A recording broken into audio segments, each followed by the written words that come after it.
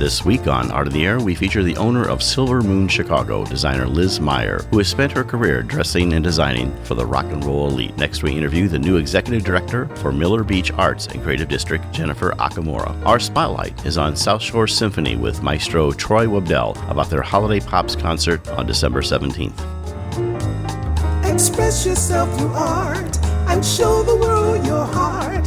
Express yourself through art and show the world your heart. You're in the know with Esther and Larry. Art on the air today.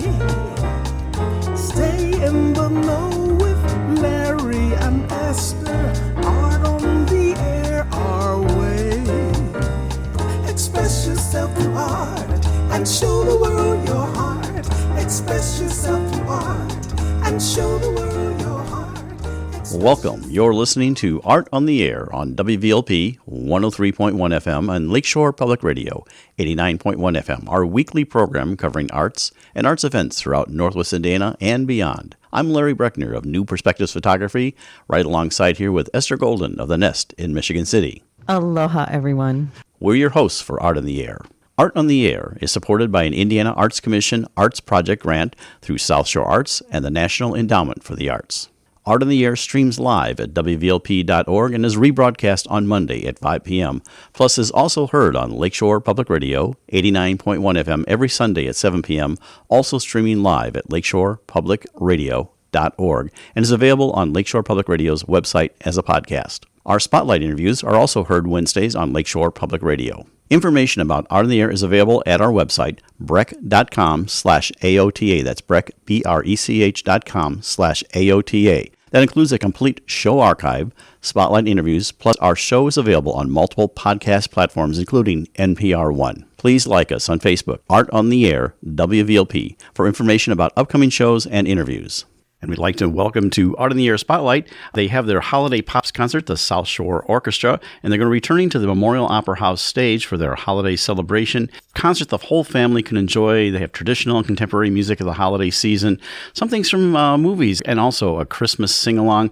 You can still get your tickets at memorialoperahouse.com, but we are pleased to have the conductor of the South Shore Orchestra and actually the founder, Maestro Troy Webdell. Welcome to Art on the Air Spotlight. Aloha, welcome. Thank you. Thank you very much for having me.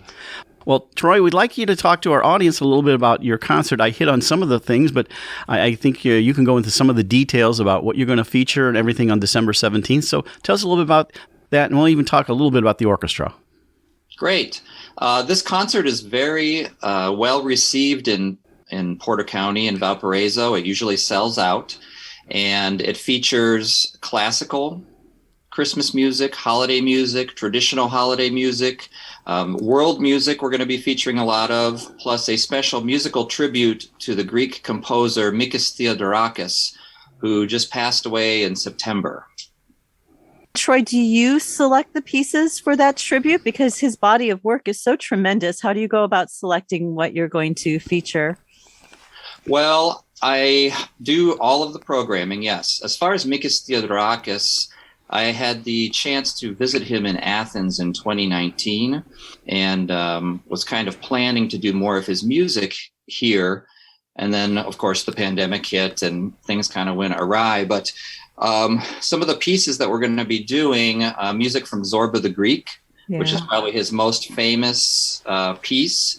And then there's also the Mikis Theodorakis Overture that we're going to do the American premiere of, actually, at the Holiday Pops.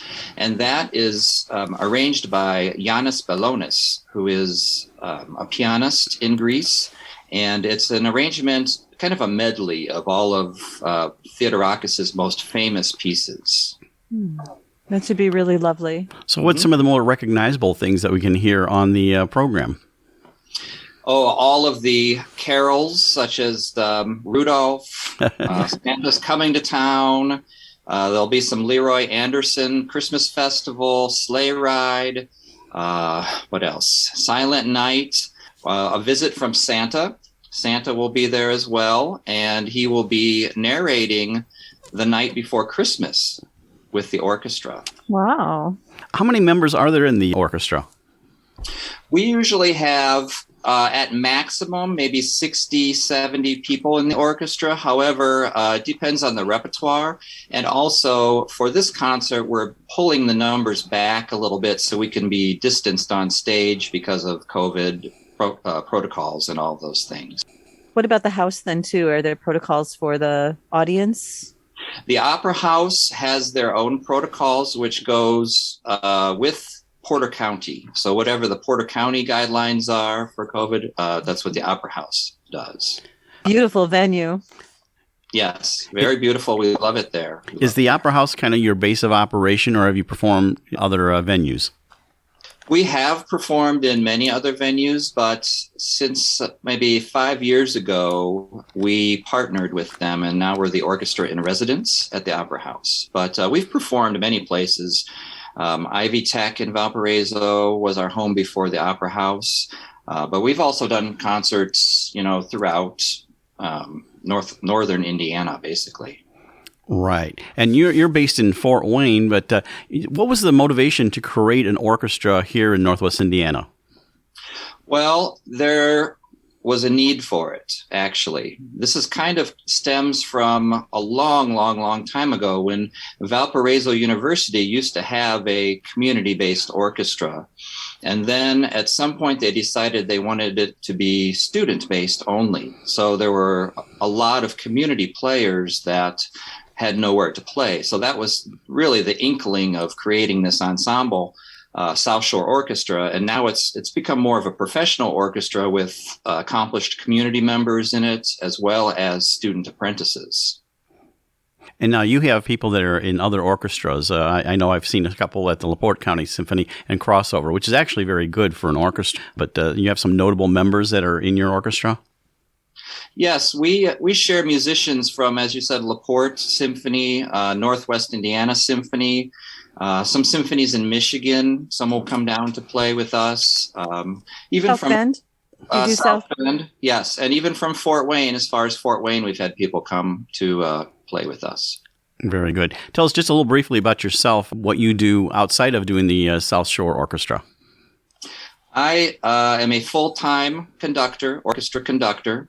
So I do South Shore Orchestra in Valparaiso, and I also am a conductor with the Fort Wayne Philharmonic, a resident staff conductor, and I also conduct the youth orchestras with the Fort Wayne Philharmonic. And then I also do a lot of work with world music and some of the area organizations with world music.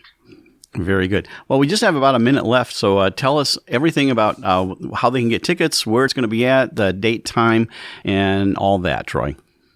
Yes, South Shore Orchestra Holiday Pops, December 17th. It's a Friday, and I believe it starts at 7 p.m. Tickets available at memorialoperahouse.com. And they're going fast. I checked the other day, so they're getting close to selling out. So if you don't want to be left in the cold, get your tickets. Literally. And you can find out information about the orchestra at what website? SouthShoreOrchestra.org. Very good. And Memorial Opera House is, of course, memorialoperahouse.com. And you can find out ticket information there. They also have their phone number there. Maestro Troy Webdell, who of the South Shore Orchestra, is going to be returning to the Memorial Opera House stage for the holiday celebration December 17th at 7:30. Get your tickets if you want to see them. Thank you so much for sharing that on Art of the Air Spotlight. Thank you very much. Thank you. Thank you. You're listening to Art on the Air, WVLP 103.1 FM, and on Lakeshore Public Radio 89.1 FM. And we'd like to welcome to Art on the Air. She's the owner and designer of Silver Moon Chicago. She spent last 18 or more years dressing and designing for the rock and roll elite and has brought her professional experience for a great eye for design to the Silver Moon for the past 10 years. She's inspired by her travels. You'll find Silver Moon to be stocked with premium inventory from across the globe. We'd like to welcome to Art on the Air, Liz Meyer. Welcome to Art on the Air. The fabulous Hi. Liz Meyer. Oh, thanks so much. How are you? Well, Liz, we always like to start off for our audience talking about your origin story, kind of like everything there is knows about Liz, but you're afraid to ask. So tell us about how you got from where you were to where you are now. Sure.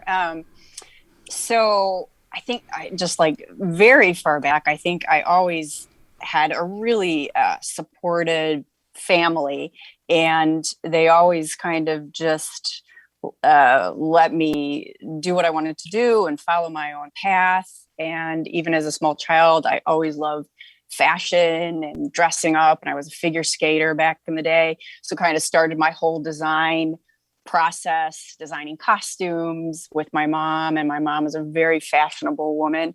And so we kind of started when I was a child, and then fast forward to college and design school. I was in New York studying fashion at FIT. And when I left the Fashion Institute, I came back to Chicago, and I had the opportunity to work with some people in the music industry. And I kind of started my path in rock and roll. And I started 25 years ago in the music industry, and started with Aerosmith about 20. I was in my 20s, and I had the opportunity to style and design for Steven and the rest of the band, and worked for him for about 10 years, which was really exciting. So was it clothing and accessories, like his rings and everything like that? I always his microphone. Did you decorate his mic? I did. Style his microphone? I did. My scarves are in the Hard Rock Hotel, actually, in Las Vegas. We had to do like a little mock-up in the glass cases. So I've got one of my whole outfits there with his scarves. So I worked for him for many years. I like to call it being more of a wardrobe artist. My journeys with all the musicians has always been everything from designing pieces to hair and makeup to just kind of personally working with them. And so that was fantastic. And then on that tour, I met the love of my life and my husband, who was an audio engineer, who now we're in business with Silver Moon. But that's where I met my husband, which was amazing. And then, fast forward into my 30s, I had the opportunity again to work with Paul McCartney, which was a wonderful opportunity. And I always feel like when these opportunities present themselves, you always jump at the chance. Yeah, talk about polar opposites from Steven Tyler to Paul completely McCartney. And totally polar opposites. Both phenomenal musicians. Oh, phenomenal. I just feel absolutely blessed and honored that I had the opportunity to work with all the people that I've had the chance to work with, including all just the talented teams behind the scenes. And so we, I've worked with Paul for about 10 years as well, designing and getting him ready, and again, hair and makeup. So even like all the little accessories and everything, but Paul doesn't need quite as much direction and kind of wrangling as Steven did. But so we had a great time together working, and up until a couple of years ago when everything kind of shut down, we were still touring and everything in between being at the store and designing and kind of expanding the business here at Silver Moon. So did you get to see the world via Aerosmith and Paul McCartney? I did. And I feel so very fortunate at such a young age just to travel the world and just be inspired by just everything. I also worked for Ricky Martin, which was one of my first very large tour where it was a world tour. So I went absolutely everywhere with one of my best friends, and we just had, the best time together. So Liz, and I'll have to say, Liz, you have the most impeccable vision and style, and I'm always energized by any of our interactions. So as you're traveling the world, and Silver Moon is kind of not here yet, were you picking up wonderful vintage pieces of fabric or clothing? So how did you use your time as you went to all these different countries and places? I was, and again, so lucky because on all our days off, I would be going to antique markets and shopping and just, sitting in parks and looking at people, in their fashions from all different places. So, yeah, it's been great. And then I can go like hunting for amazing pieces of vintage, all over the globe, which is so cool. And I did, anytime we're in Japan, it's my favorite place to visit, and just the fashion and the antiquing, it's amazing. And I've gotten a lot of people that I work with really excited about going antiquing and going to look for vintage. And so it kind of became a thing where, two of us would go, and then by the end, there's like 10 of us, wanting to go out in search of really cool finds. Yeah. Wonderful. And so when did Silver Moon enter your atmosphere? So Silver Moon's actually been around since 1976. The original owner, Terry Costin, friend, I would shop with her since high school. Basically, her store used to be in Lakeview. I did restoration for her and worked for her actually in my early college years.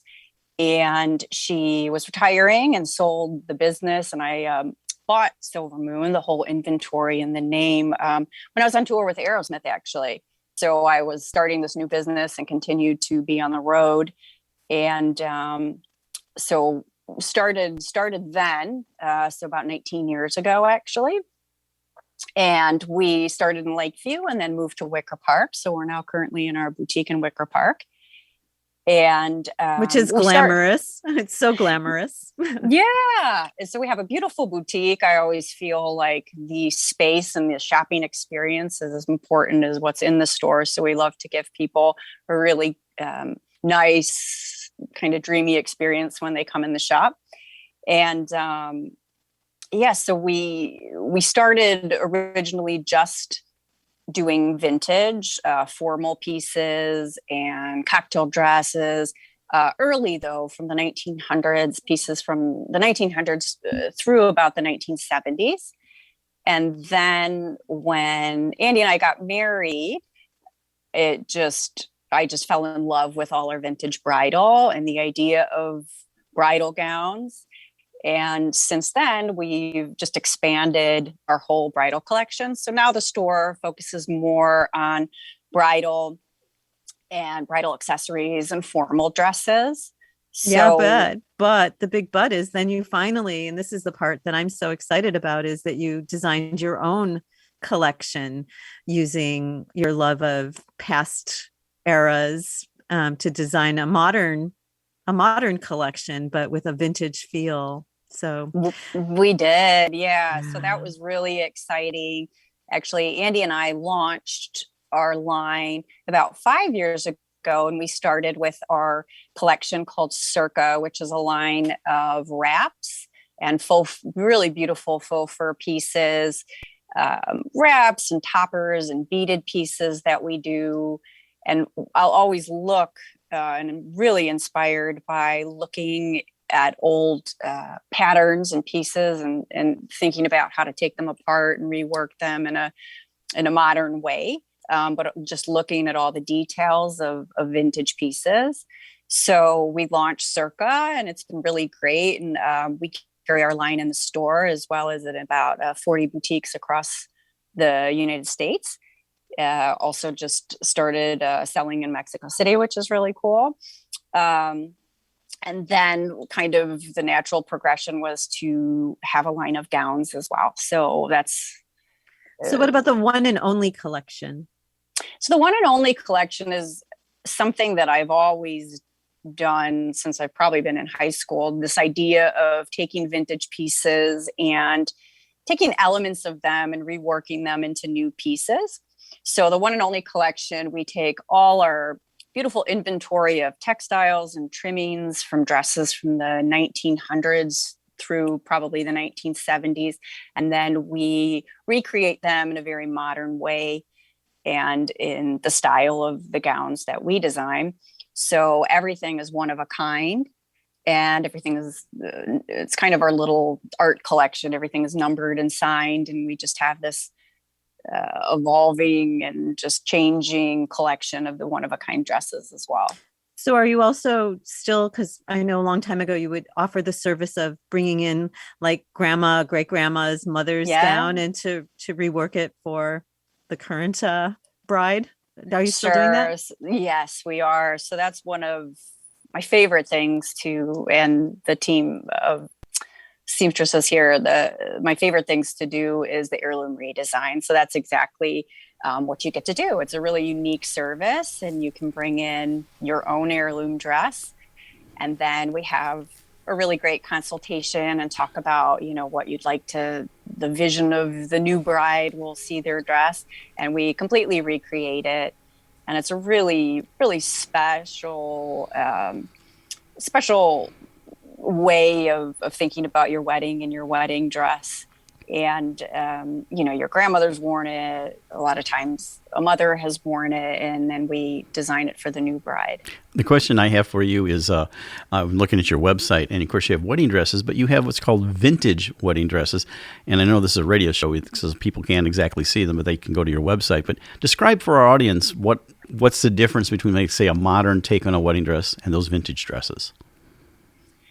Yeah, so we do still carry our original vintage dresses. So these are dresses that we haven't touched. They're original to their era. Again, some of them date back to the 1900s. So there's a lot of vintage enthusiasts who like the real thing that hasn't been touched yet.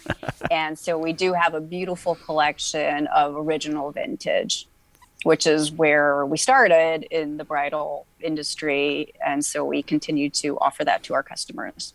And what else do you offer at there at Silver Moon? What's some of the other things? It's not just dresses. Sure. So we have a beautiful selection of accessories.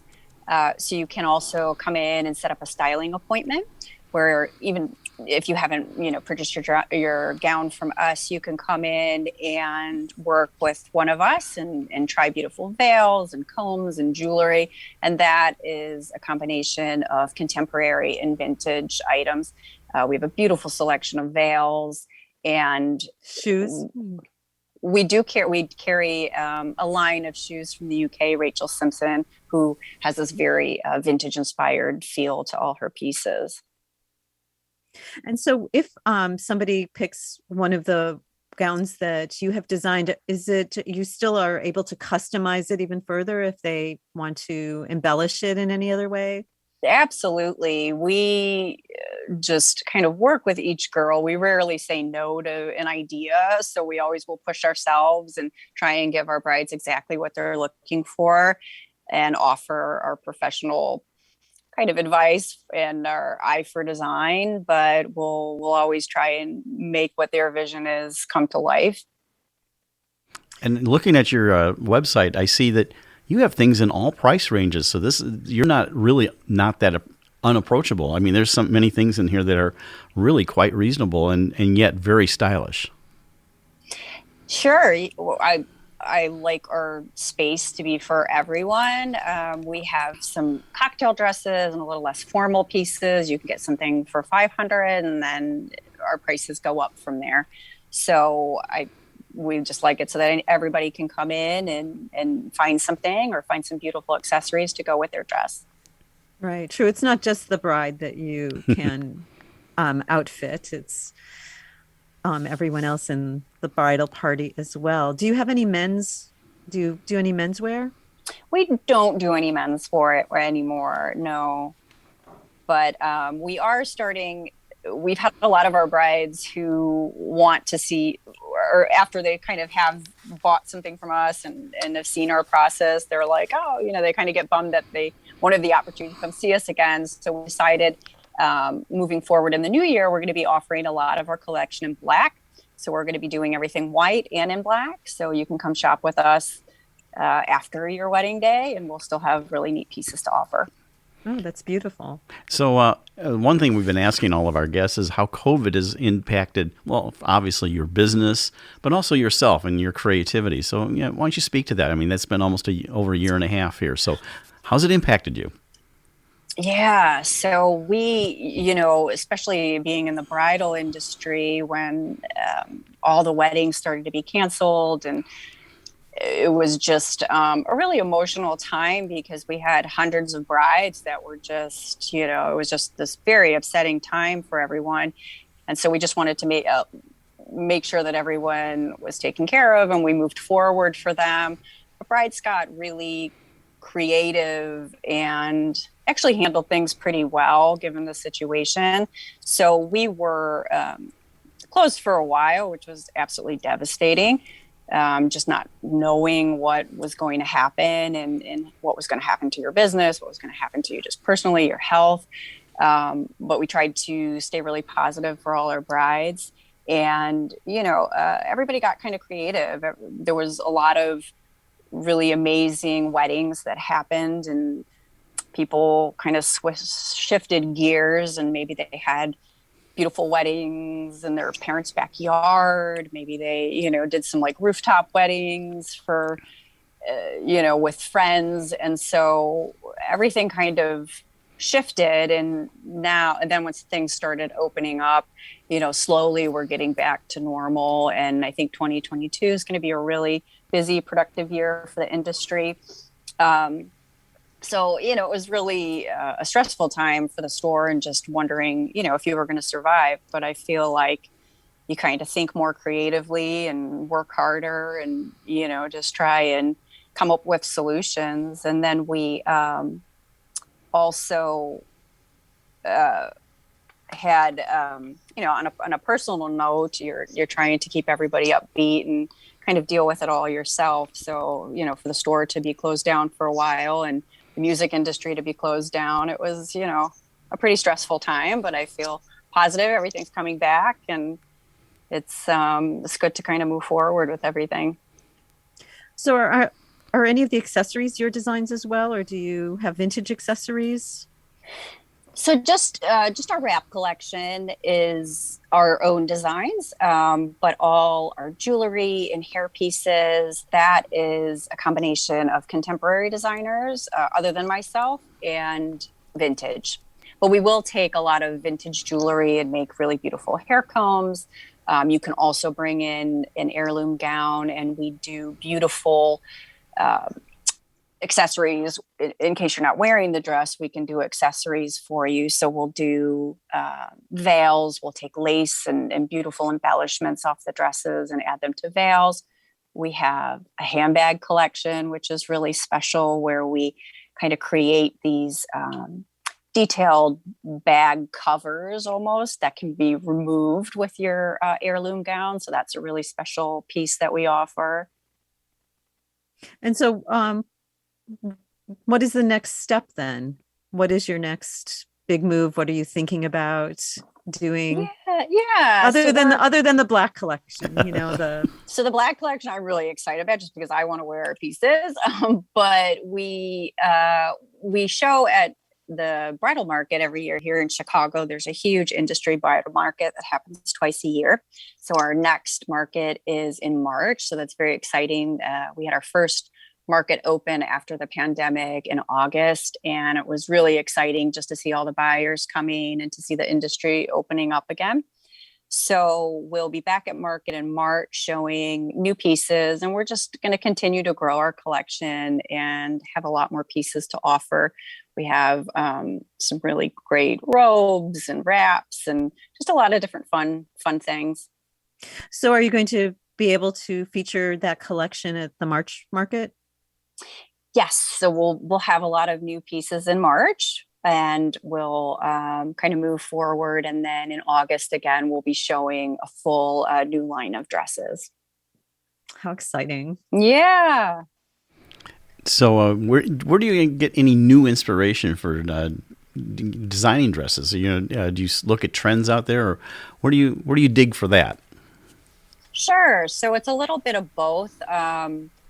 Always looking at new contemporary trends and just have the opportunity to work with so many girls and kind of see what they're looking for and what they're trying to highlight. And then I kind of take all those modern ideas and then gain and kind of grab inspiration from taking apart old pieces. And I always lean towards the 1930s. I just love the the patterning and the way that pieces were made in that era. So a lot of times just getting in new vintage pieces are completely inspiring, because then we can kind of take a look and just even kind of bring details from these dresses into our new dresses. And just I watch a lot of old movies and just get great inspiration from old movies. And, there's so much to look, just through travels and, you can find inspiration everywhere, I feel. It's true. So, and the one location is in Wicker Park. You ever think of expanding to like a second location, or you're happy in the one location? We do. We did a pop-up. We were in the 900 building on Michigan a couple years back, which was really great. I think we're always open to new things. So there might be another store in the works. Even outside of Chicago, maybe, like in New York? Potentially. Ah. Yeah. We always wanted to open a store in Los Angeles. So that may be something in the future that we would do. That's exciting. Looking forward to those types of things. Well, we have about a minute left here, so why don't you tell us how people can find you, website, Instagram, and whatever places, and your location. Sure. So we're in Wicker Park. We're 1721 North Avenue. Our website is silvermoonchicago.com, and you can find us on Instagram and Facebook, Silver Moon Chicago. Very good. Well, we appreciate you coming on and sharing your story, Liz. That's Liz Meyer. She's been dressing and designing, well, as you heard, the rock and roll elite, but also has brought her experience to like a unique vintage and wedding gowns designed, and something that I think is affordable in all categories. And that's at silvermoonchicago.com, and also on Instagram at Silver Moon Chicago. Liz Meyer, thank you so much for being on Art on the Air. We really appreciate it. Oh, thank you for having me. You're listening to Art on the Air, WVLP 103.1 FM, and on Lakeshore Public Radio 89.1 FM. And we'd like to welcome to Art on the Air. She's dedicated her career to the advancement of nonprofits with community-based organizations for more than 25 years. Before her current position, she served as Director of Development for the Hospice of the Calumet area for the past 8 years. She's worked in development and marketing, a whole wide range of things. So she was educated in Indiana, and now she's taken up a new position as Executive Director for the Miller Beach Arts. Please welcome to Art on the Air, Jenifer Okamura. Welcome, Jenifer. Aloha, welcome. Thank you very much. Well, we like to start off kind of like you tell us your life story, so to speak. I always like life story. Yeah, like how you got from where you were to where you are now. So tell us a little bit about yourself. Okay, well, I was born and raised in Northwest Indiana. My family set roots in Gary. My father's side of the family came from Joliet, and my grandfather moved here to work in the steel mills, and my father did as well. And then my mother's side of the family had been here for a few generations, but they're Gary natives. And my dad's side lived in Gary as well. Strong European stock, that hard workers that instilled a very strong work ethic in myself. My grandfather really cared about other people and had a very strong heart, and as well as my Aunt Shar, who I think were the two people responsible for developing my passion for helping others and working in the nonprofit arena. Right. And all that community spirit, it really explains your whole career, actually. Yes. And so, we had family in Gary and then also in Hobart, Indiana. And so I was educated. I went to Hobart High School. I did go to St. Mary of the Lake here in Miller for a little while. And then for college, I went to St. Joseph's College in Rensselaer. I played soccer there. I was on the soccer team. And from there, I went to Ball State University and got a master's in public communication. Did it in a year, and to this day, I still regret that. It was too much in a short period of time, but I was eager to get going and working. And now as a working adult, don't how I should have valued that time in school a little longer. But I did it, And from Ball State, I went to Chicago and lived in Chicago for 12 years. And that's where I started my career.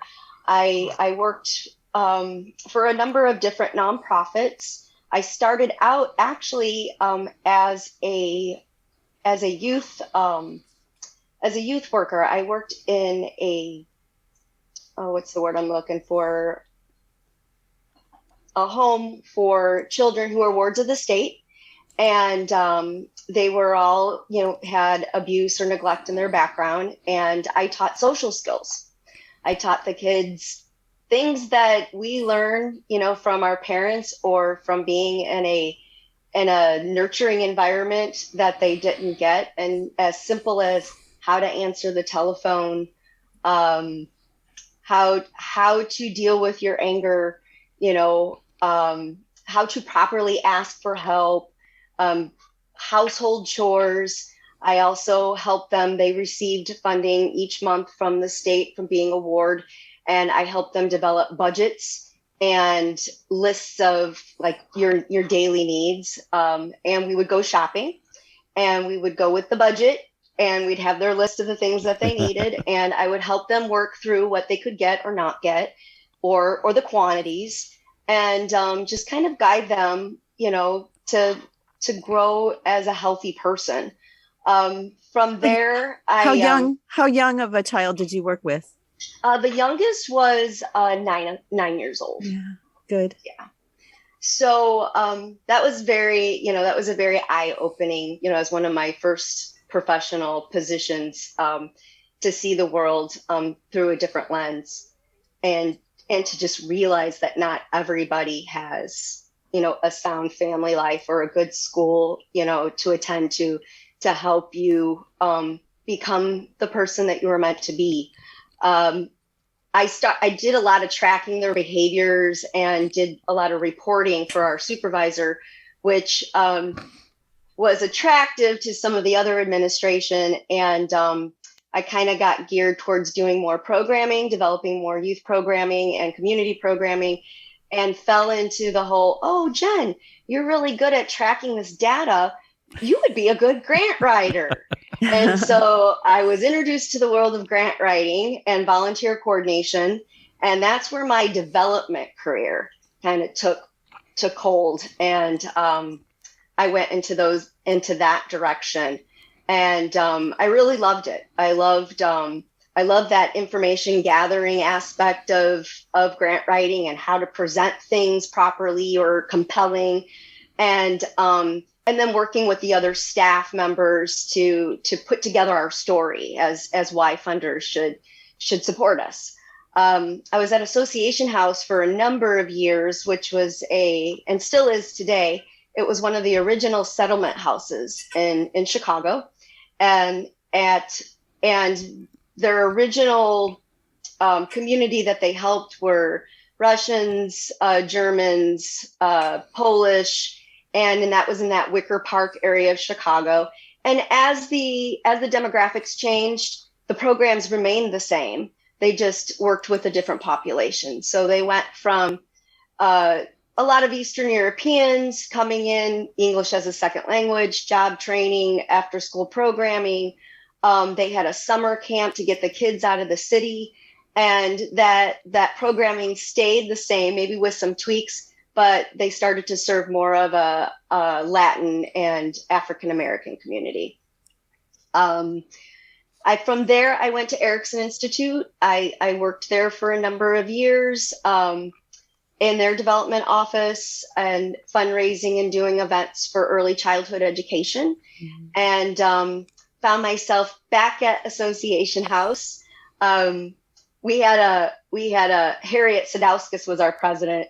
And we had, there were some of us that we were called Harriet's children, where she never quite let go of us. Even if we went to go work somewhere else, she was always very encouraging and wanted you to go out and get the experience, but you still stayed tied to the house. And I served as a volunteer, and then they had a director position open up, and I was invited to come back. And that was pretty much my home base. So I took it as an opportunity to work there. and to go back and to serve in a leadership capacity. So, fast forward several years, I'm an only child. My dad, unfortunately, had mesothelioma. My grandparents were aging, and I was doing a lot of commuting back and forth, to help take care of my grandparents and my father. And it got a little bit crazy. And so that's when I started to look for a position in Northwest Indiana. My grandmother and my father both received care from hospice of the Calumet area. And that's when I kind of was like, this is a really solid organization with a solid mission. If they ever needed anything, needed somebody with my skill sets, this would be a really fine place to work. And about 3 months after my grandmother passed, I was networking in the area looking for jobs, and somebody sent me the position description for Director of Development for Hospice.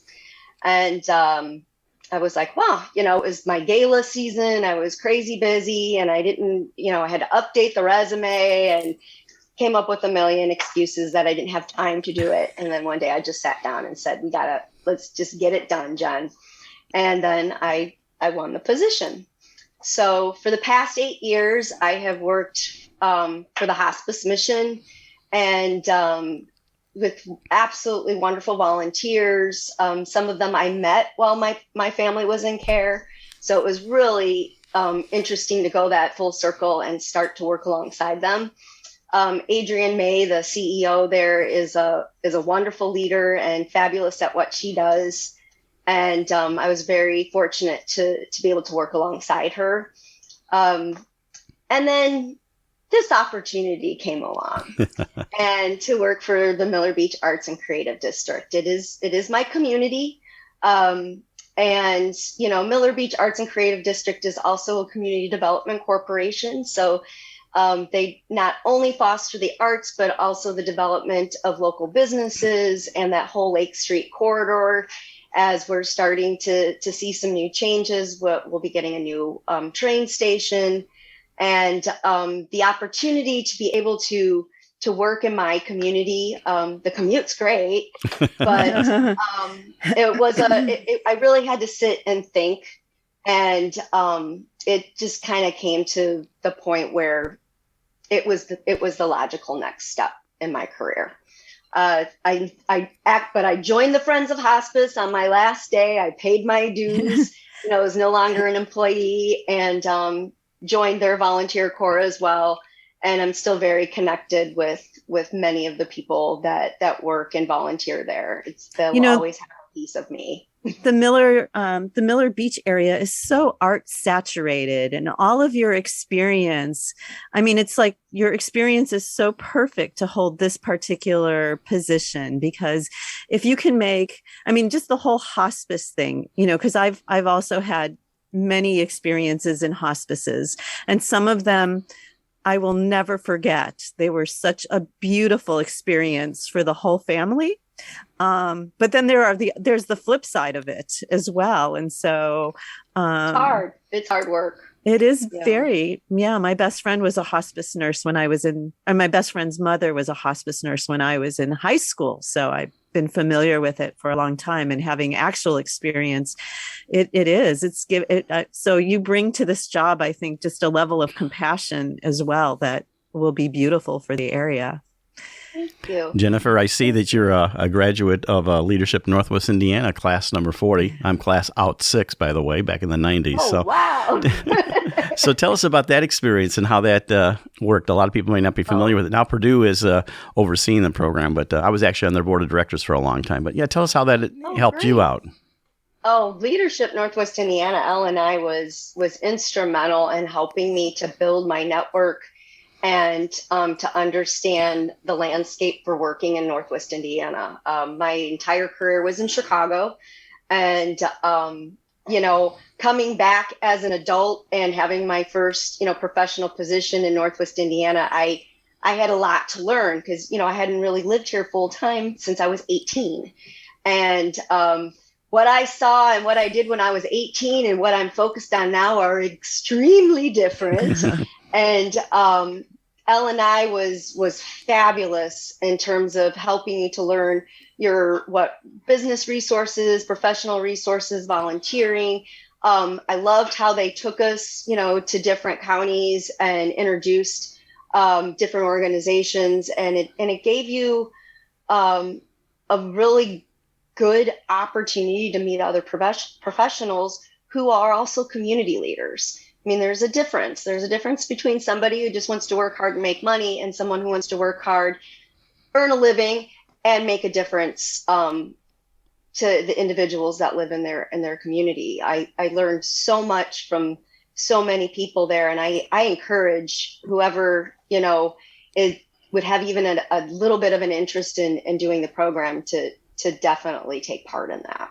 You're listening to Art on the Air, WVLP 103.1 FM, and on Lakeshore Public Radio 89.1 FM.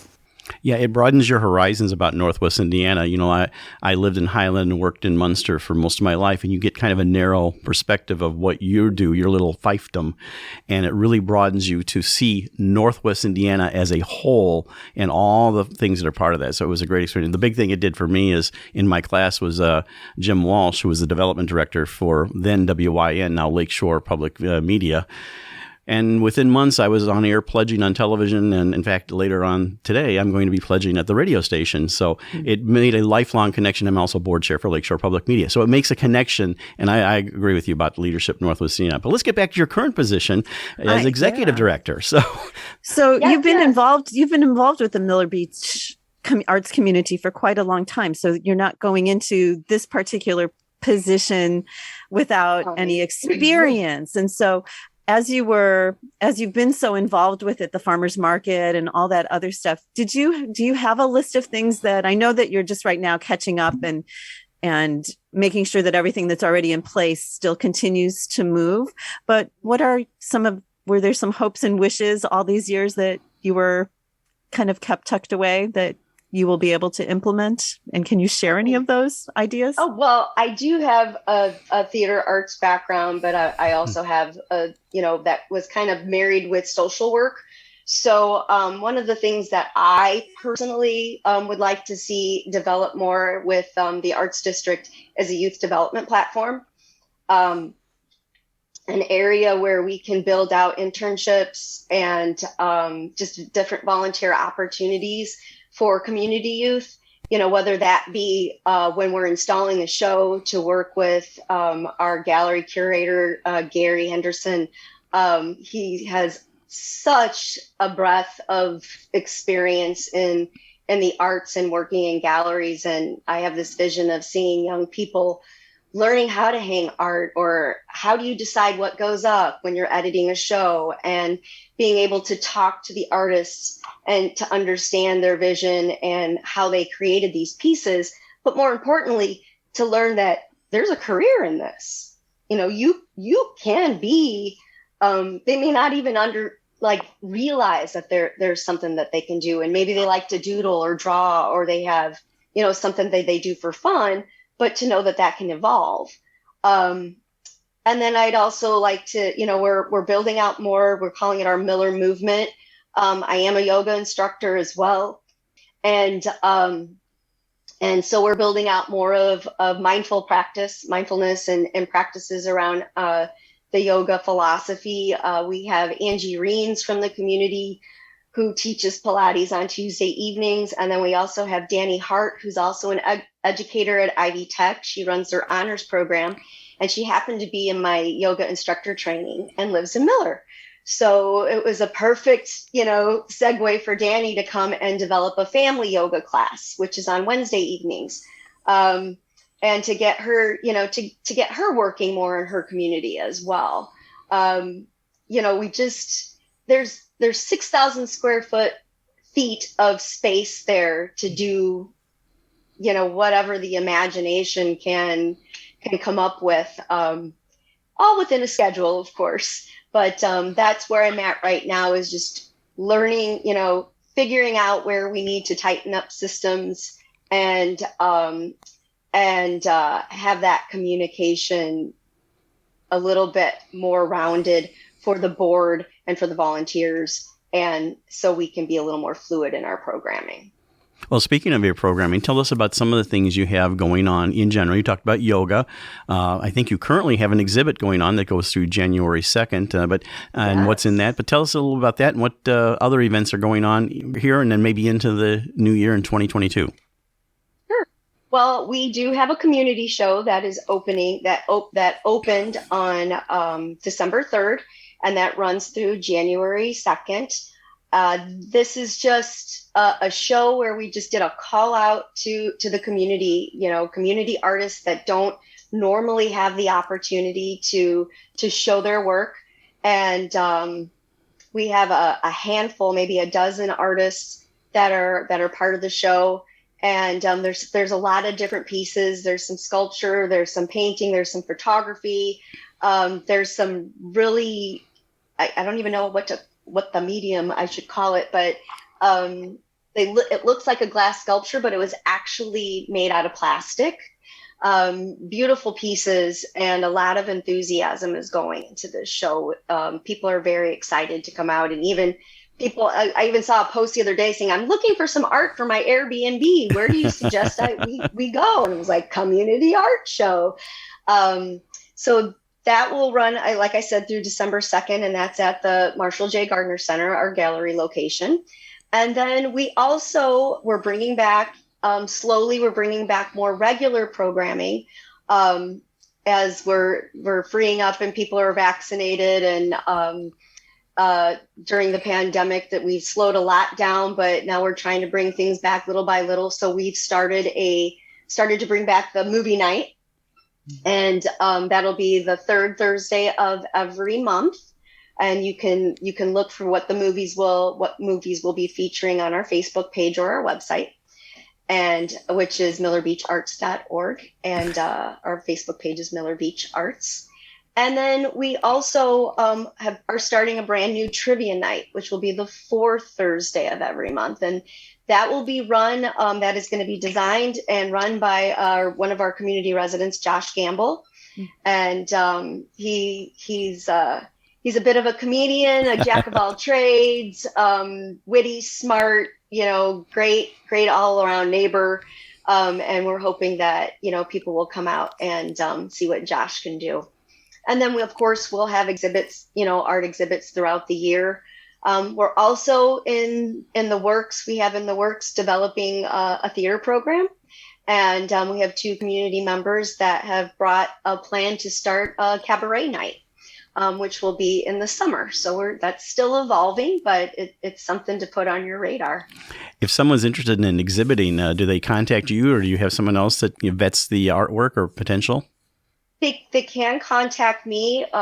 They can go through our website, which or our general email, which is mbacdarts@gmail.com, or call 219-885-9114.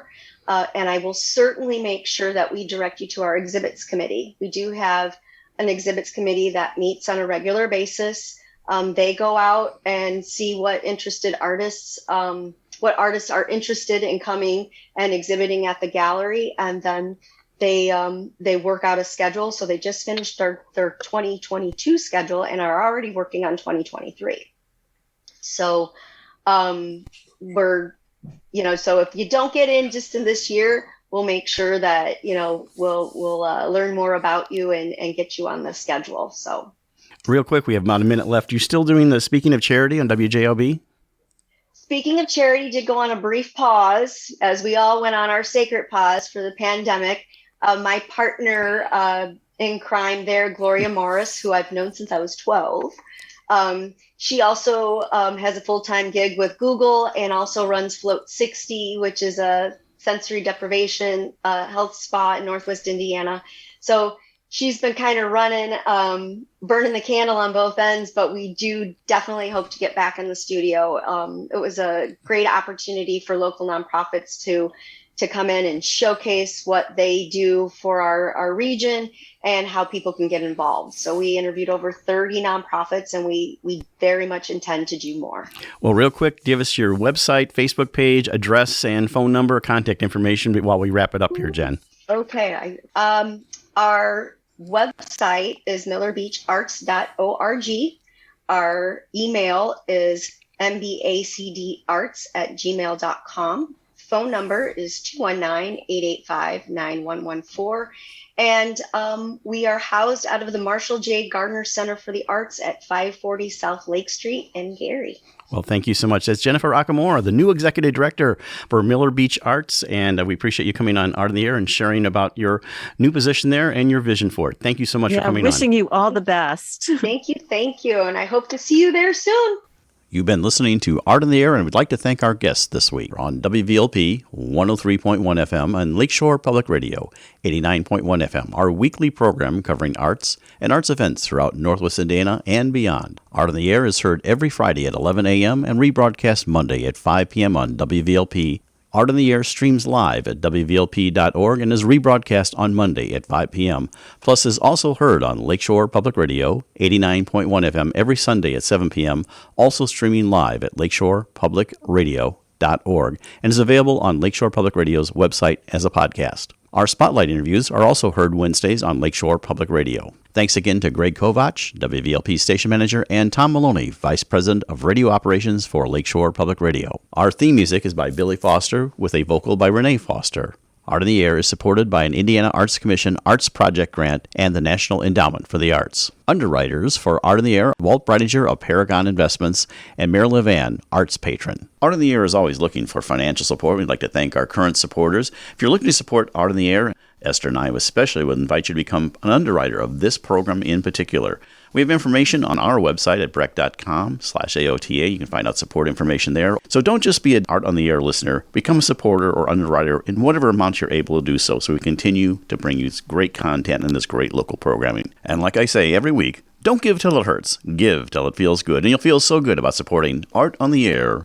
Information about Art in the Air is available at our website, breck.com/AOTA. That's Breck, BRECH.com/AOTA. That includes a complete show archive, spotlight interviews, plus our show is available on multiple podcast platforms, including NPR One. Please like us on Facebook, Art on the Air, WVLP, for information about upcoming shows and interviews. If you're interested in being a guest or sending us information about your arts-related event or exhibit, please email us at aota@breck.com. That's aota@breck, BRECH.com, or contact us through our Facebook page. Your hosts were Larry Breckner and Esther Golden, and we invite you back next week for another episode of Art on the Air. Aloha, everyone. Have a splendid week.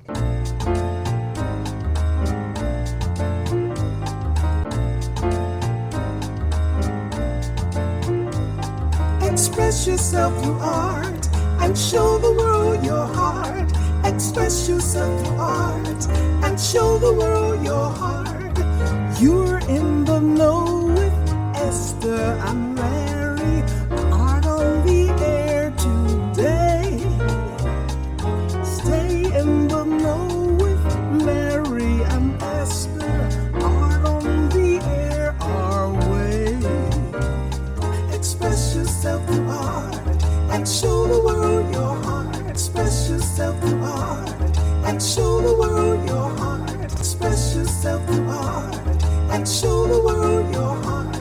Express yourself through art and show the world.